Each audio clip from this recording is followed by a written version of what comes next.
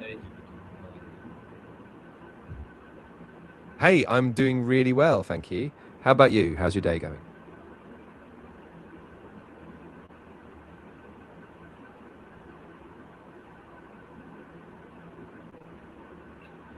okay, welcome back and आज फिर से हम एक टॉपिक पर डिस्कस करेंगे।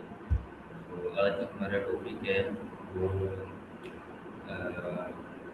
हमारी जो हेल्थ है उसके हाँ, मेंटल हेल्थ जो है उसके रिलेटेड है।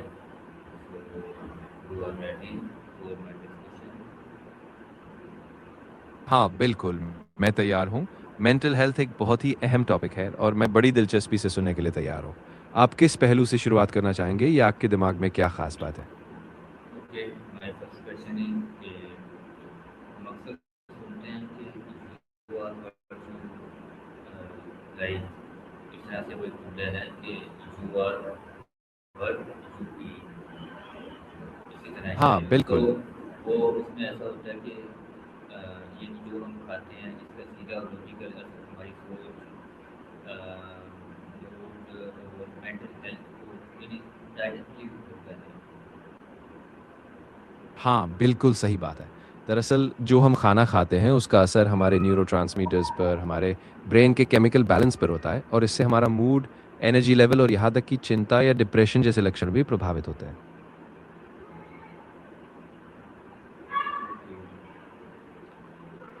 इसके अलावा मैंने एक कॉन्सेप्ट सुना है कि गट ब्रेन एक्सिस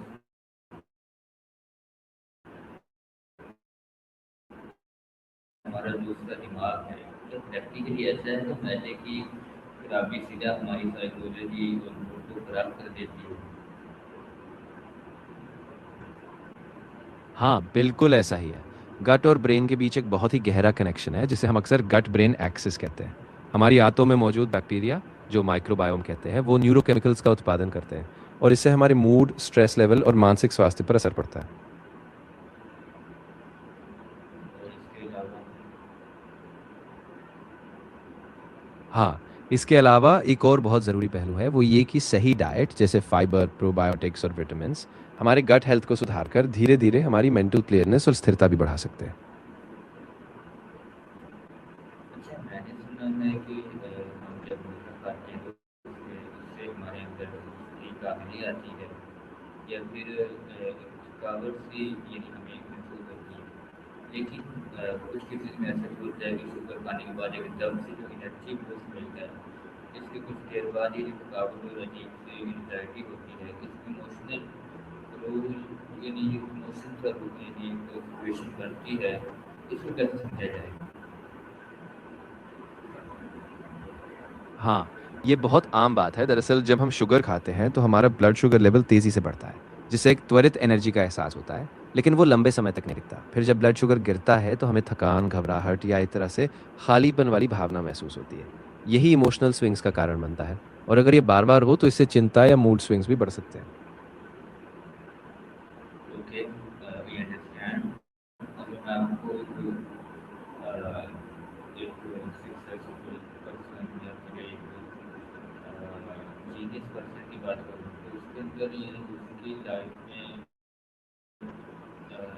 वो जो डाइट खाता है लाइक उसकी और एक नॉर्मल पर्सन की डाइट में क्या डिफरेंस होता है?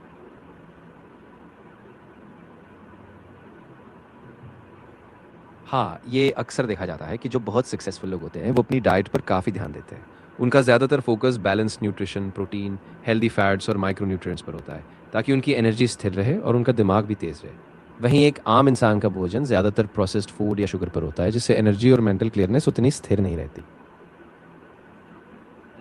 ओके, अक्सर जब हम स्ट्रेस में होते हैं या कोई काम ठीक नहीं हो रहा होता तो हम इमोशनल ईटिंग क्यों शुरू कर देते हैं कि टेंशन जिम फूड का उसमें क्या साइकोलॉजिकल क्या कनेक्शन है?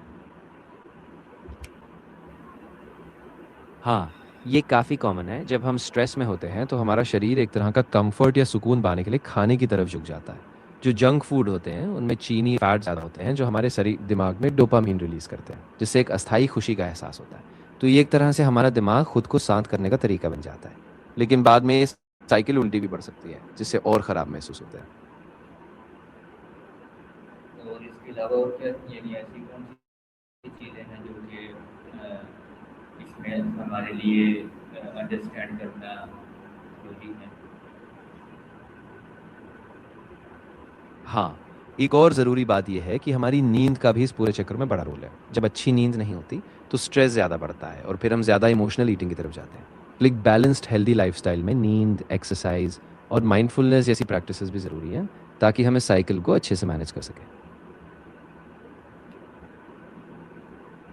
तो मुझे फिर वो प्रैक्टिकल स्टेप्स तो सब चीज़ें बताएं ना कि एक ट्रेनर को अपनी इस सारी जो प्रॉब्लम्स हैं इनको किस तरह से मैनेज कर सकते हैं? हाँ, ज़रूर। एकदम शुरू करने वाले के लिए सबसे पहला स्टेप है कि एक बैलेंस डाइट पर फोकस करें, जिसमें फल, सब्जियाँ, प्रोटीन और कम शुगर वाले स्नैक्स शामिल हों।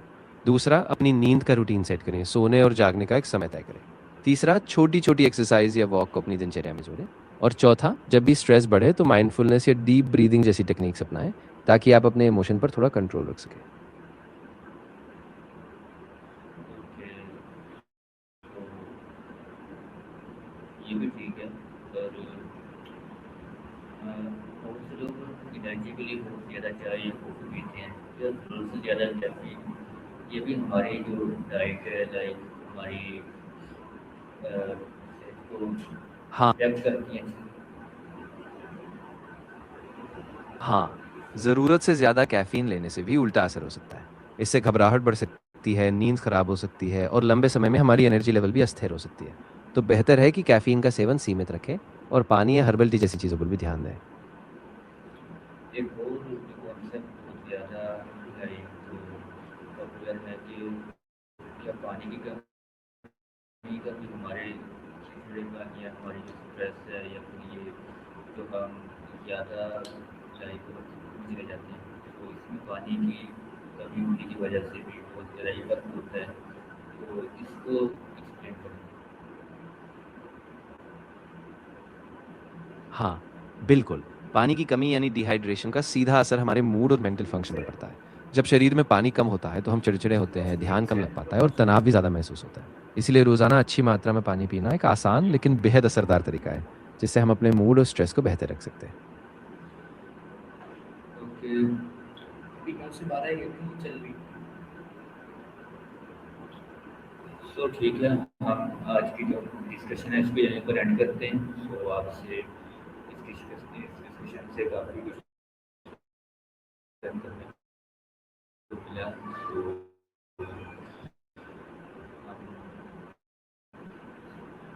हम इसको एंड कर रहे हैं। हाँ, बिल्कुल। मैं भी धन्यवाद देना चाहूँगा। आपका समय देने के लिए और इतनी अच्छी बातचीत के लिए शुक्रिया। अगर कभी और चर्चा करनी हो तो ज़रूर बताइएगा।